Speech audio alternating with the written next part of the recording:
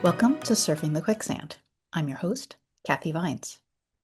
Today's episode, we're going to explore a little bit more about me and my experience and what I bring to the table and what went into my design for this podcast. I mentioned in my intro episode that I've got a lot of different types of experiences, and they are all part of this journey for me. And one of those is my career coaching and certified professional resume writer experience. I think some people know of me purely through that channel, and some people have no idea anything about that channel of my life. So, we're going to talk a little bit about my experience here in that. And I want to give you a sense of the work that I've done with Gen X and older millennials in their career progression and helping them find where they're going to go next, because I think it so informs how I feel about the work that I do to help people get unstuck. The first thing I want to talk about is some generalizations, really, some patterns that I've observed over time of working with folks by different age stages, right? So I've been in this space, well, I've been in the career coaching and resume writing space for about 13 years. I started in HR more than 30 years ago. So I've been in kind of the people and career phase for a long time. And the work that I've been doing in my private practice, in working with people, in helping them figure out what they're going to do next or obtaining what they want to do next, is really at its core so much about helping people see, learn, and understand their own stories and my helping them get to that story. I said that I've been working with Gen X and older millennials for the most part exclusively since I started private practice, which was around 11 years ago, right? I started out this phase working at an outplacement firm, Keystone Associates, back when I first left my corporate world in HR.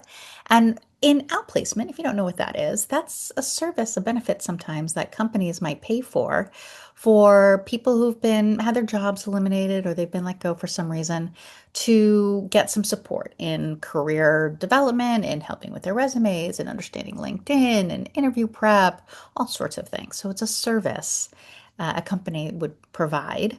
And so I worked with a lot of people my first 2 years doing this that were, for the most part, either out of work or had been notified that they were going to be out of work, right? So think about that phase of where somebody is when they're thinking about what might come next. It could be desperation, it could be hope and promise and possibility and everything in between. When I left Keystone to move into my private practice, and honestly, my organizing business was getting really busy, I was able to kind of rethink, well, who do I want to work with? And what phases of their career progression do I want to be working with? And so, for the most part, it has molded around what I love best and what I've had the most experience with. So, again, first and foremost, it's Gen X and older millennials. Now, 10, 12 years ago, they were all 10, 12 years younger, right? So, think about that as I talk about the patterns I'm going to share with you. And then the other part is, honestly, for the most part, more than 85% of my clients are employed, still employed when they reach out to me. And they're looking to work with someone who's going to help them imagine possibility and make a plan to get there, right? So, what do I mean by imagine possibility? This is the first part of some of the work that I do with people, and I'll call it the career coach. Some people will call it clarity coaching. And it's really around the idea of helping somebody think about what might come next for them, where either they have no idea or they've got some idea and they need some help kind of figuring out and fleshing out what that might be. Now, I'm not someone who does a diagnostic and tells people, hey, this is what I think you should do.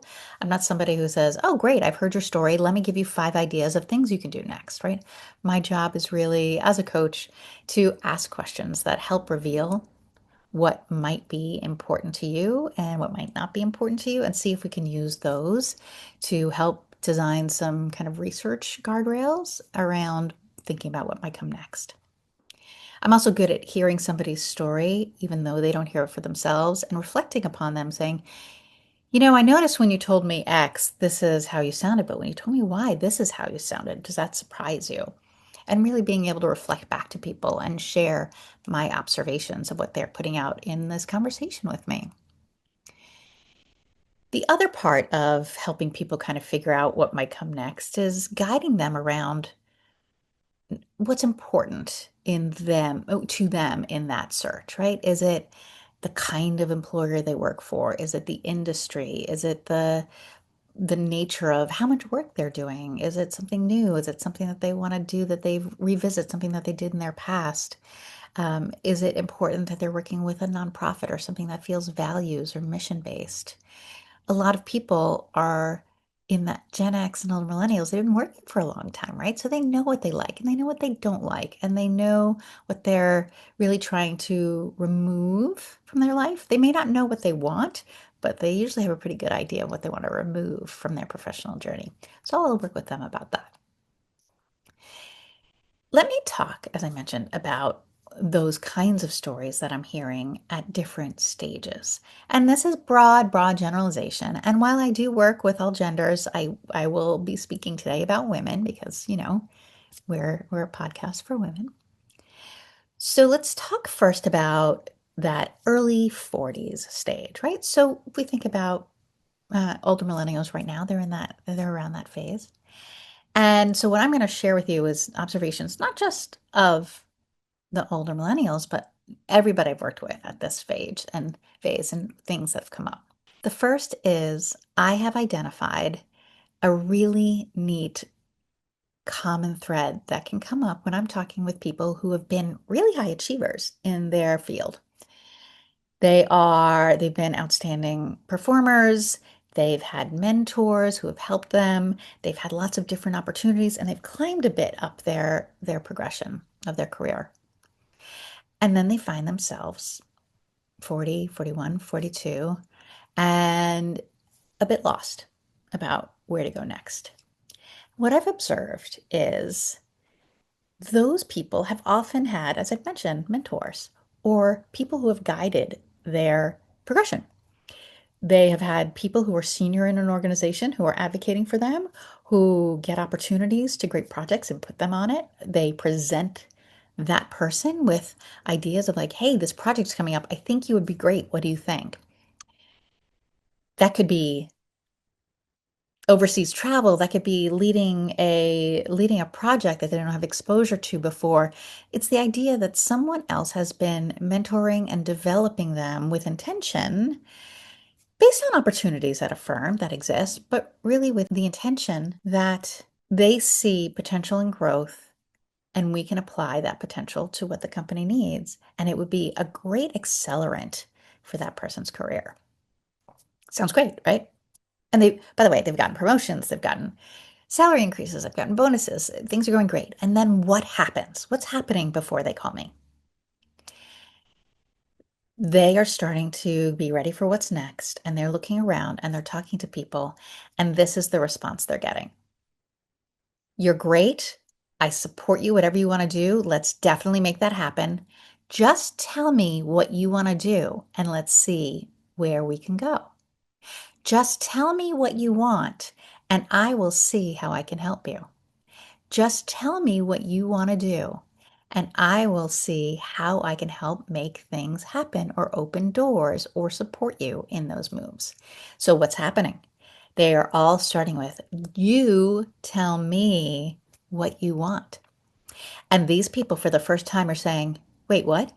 I've never had to tell anybody what I want. People present me with opportunities that they think I'd be good at or they think would be good for me. What do you mean I'm going to come up with what I want? I don't actually know what I want. I've been a passenger in other people's designs around where they think my potential would be best developed and best applied. And that's when they're reaching out to me because they say for the first time, I don't know what I want. I don't know what I want to do. How can how can I tell them what I want to do when I have no idea? This is that first moment that I often hear people come to me saying, I don't know what I want to do. They've been working in a field for 10, 15, maybe even longer years. They've had a good trajectory. They've been successful. And nobody really put them in the driver's seat of their own career development and their own destiny on where they're going to be professionally. They've had mentors, they've had guidance, they've had fans, they've had support, but it's from the top, not from underneath, when they need to figure out what their own foundation is and what their own interests are and passions are and strengths and skills are that they actually want to explore, not that just somebody else sees in them. So that's this first chapter where people are reaching out to me saying, I don't know what I want to do. I need help. I need somebody to help me think about how I can not only come up with some answers, but prepare for those conversations where I need to start advocating for my own career. And when you think about it, you know, late 30s, early 40s seems like that should be something that you should be comfortable with. You're like, oh my gosh, I've been working for 15 years, 17 years, 20 years. How do I not know what I want? How have I been a passenger all this time? And yet here we are. So that's one example of a kind of a time bound or age bound pattern I've seen sometimes in people who reach out with me. Going up a little bit more in age, not that some of my clients at that late 30s and early 40s aren't parents, but as we get a bit more into the 40s, parenting tends to be a bigger deal, whether that's younger kids or getting into older kids or teens or tweens, and finding roles that accommodate their kind of work, family, I hate the term balance because there is no such thing as balance, but integration. And here's what I start to hear. I don't like my job so much, but it gives me flexibility. I don't love my job and I don't really see a future here, but I would hate to have to start over and rebuild credibility and try and do that while I'm also trying to do all this other stuff with my life, right? So it is the first time where people start to see a little bit more internal compromise around, do feel stuck and I'm not happy. I know intellectually I should think about moving, and that's why they reach out to me, right? So there's that internal conflict, that values in conflict of I want to be able to continue to develop my professional path and my professional career, but also I want to make sure that I'm showing up the way I want to or need to in my personal life and in my family.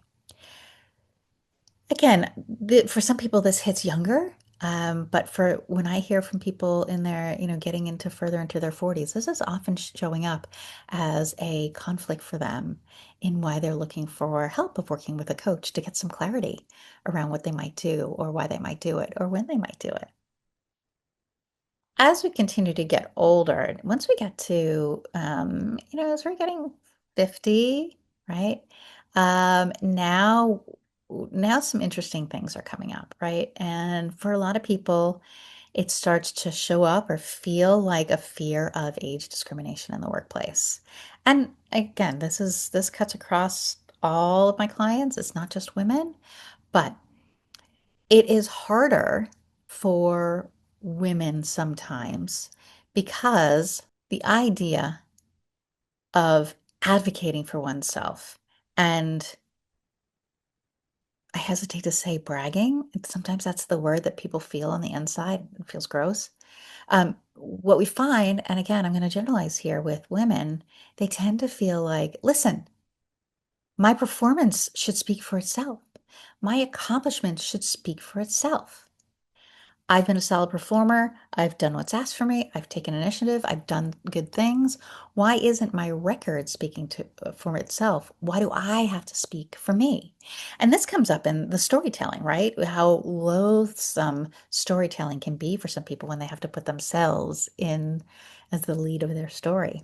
But this is where things start to become a bit more uncomfortable too, because the age discrimination fears, again, not that it's really there, but even the fear of like, am I too old to be considered for this next job? Am I too old to go start somewhere else? Are people going to give me a chance? It relies on that person to speak about themselves in a way that cheers themselves on why somebody else should give them a chance, right? So this is the kind of another phase I'm dealing with in supporting some of my coaching clients.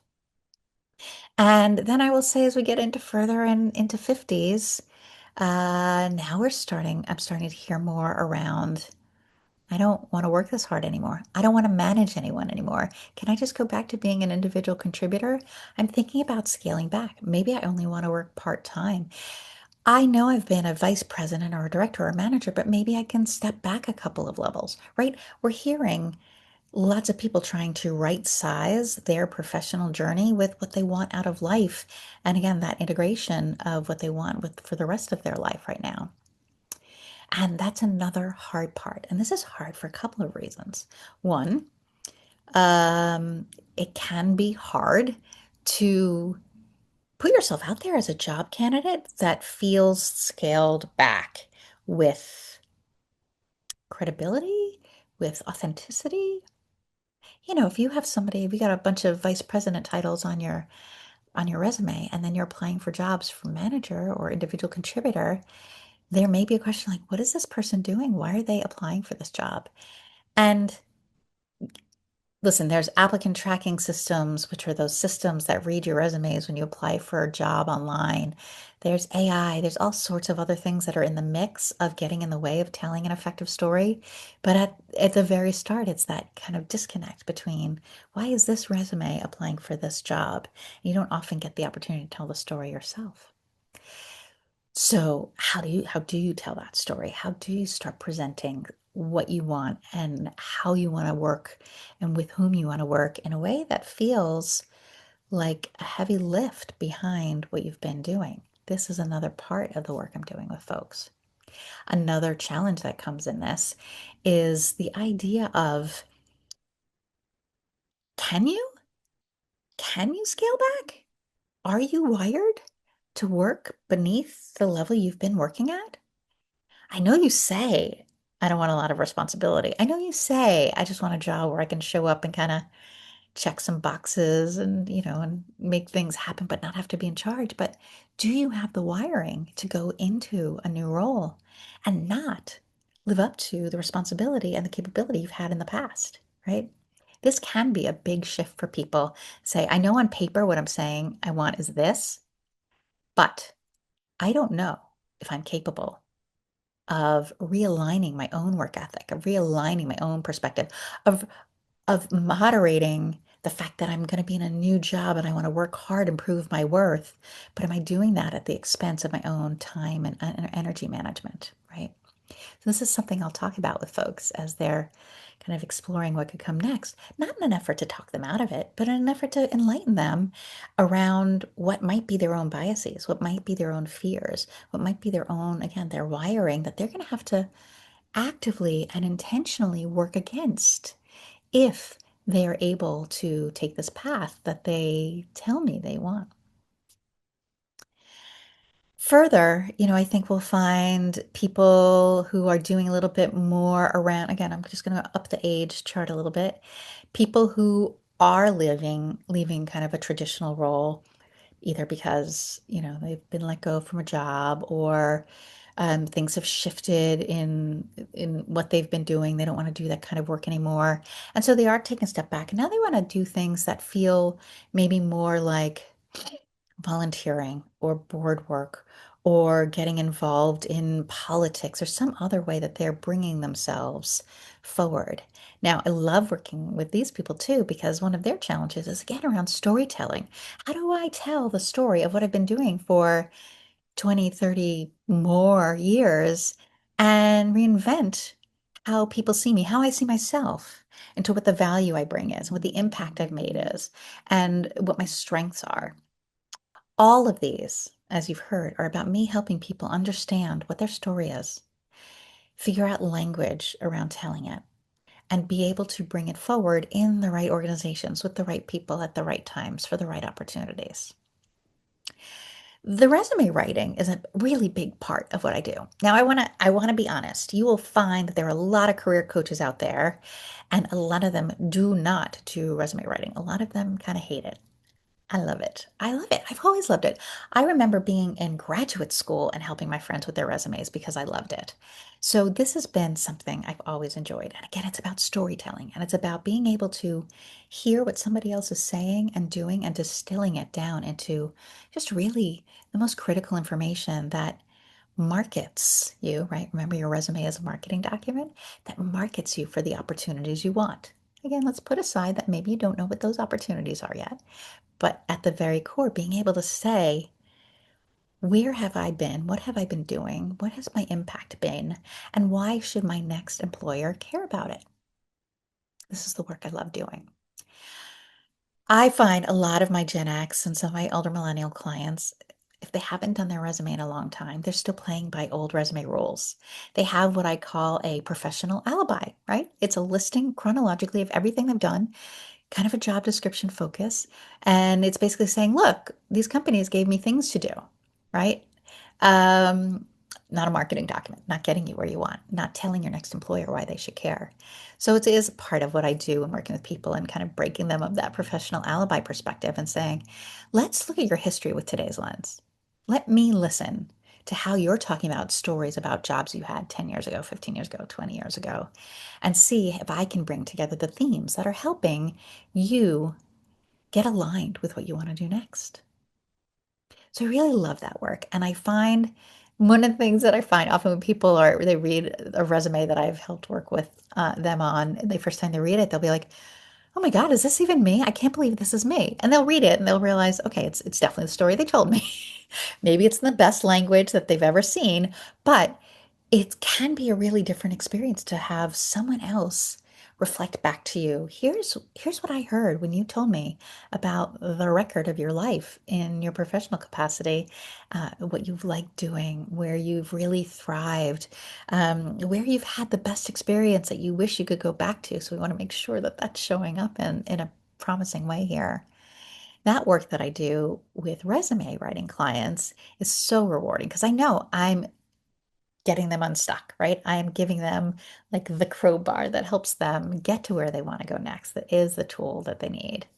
I talk about LinkedIn with people as well. Again, aligning it with some of those messages and thinking about how to use LinkedIn effectively is whether it's as a job search candidate or, you're trying to get into different opportunities and boards, whatever that is. Sometimes you just need help thinking about LinkedIn differently. And I really like helping people with that too. Here's here's how I want to kind of wrap up a bit about what I've been talking about is like this podcast, and I'm going to be interviewing a lot of people about a lot of different things, right? Not just my midlife leaps, which are those professional leaps that people are taking sometimes, but every interview I do with a guest is going to come with that curiosity of let me understand where we got here and what went into this experience for you and what should people really know is important? I bring that same perspective that I do to helping somebody with their career journey or their resume to helping people tell the story I think you might care about when it has anything to do with something that where midlife women tend to get stuck these days. So whether I'm talking to somebody about helping caregivers or helping parents or thinking about their health or their fitness or their wealth or any other aspect that I'm bringing in, I bring it with that search for what's the important story here? How can I help tell their story in a way that this audience, you, care about and find impactful? But I also want you to know that if you are somebody who's been thinking about their career and what you're struggling with and where you might go from here. You're not alone. You're not alone. And there may be parts of what I talked about in these different and these, by the way, were just some of many, many things I describe and who I work with. But maybe you heard yourself in some of those stories and thought, maybe it is time I think a little bit differently about where I'm going next. Maybe it is time I talk to somebody about this, whether it's me or somebody else, right? But the idea of so few people sit and think and focus on their professional journey with strategy and intention. So whether it's because it's time for you to do your annual review and you want to look at what you've done, or you have to do goal setting for the future, or you have the opportunity to mentor or be mentored internally in an organization, how are you telling your story about what's important to you and where you hope you'll continue to make an impact professionally, whether it's at this organization or somewhere else? I hope you found this interesting. I think a lot of people don't know what a career coach does. And by the way, you meet 100 different career coaches, you're going to find 100 different answers to that. So maybe I should just say, people don't know how I work or how a resume writer might work. And I'm happy to talk to people about that. If you're ever interested, go to kathyvines.com and set up a free consultation with me. I'm happy to talk about that.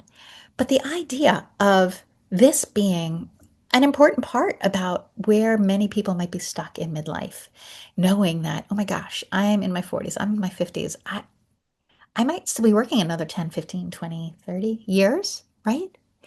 And I don't think what I want to do next is what I'm doing today. That can be part of being stuck. So, if there are ways for you to think a little bit differently about what your story really is, where you've made an impact, my first piece of advice is to go update your own resume with today's lens. Even if you're not looking for a job, what's the story that shows up for you? What's the story that's showing up for you in your own resume now? Is it the story of somebody who is really tactical and you're looking for something strategic? Is it the story of somebody who's worked their way up, but people don't think of them as that senior leader? Is it the story of somebody who's a problem solver, but you want to be a vision setter and be thought of as a vision setter? What's the story your resume is telling you is a great start to figure out what it's telling the rest of the world and whether or not you might need to change that. I hope you found this helpful. Always happy to talk about this. And if you have thoughts about this, I'd love for you to head over to either my website at quicksandpod.com on this to give feedback on this episode or any other ideas you want to hear me talk about, especially if it comes to professional journeys on something you think you want to hear, even if it's just a mini episode about. I'd love to hear what you have to say. Thanks so much.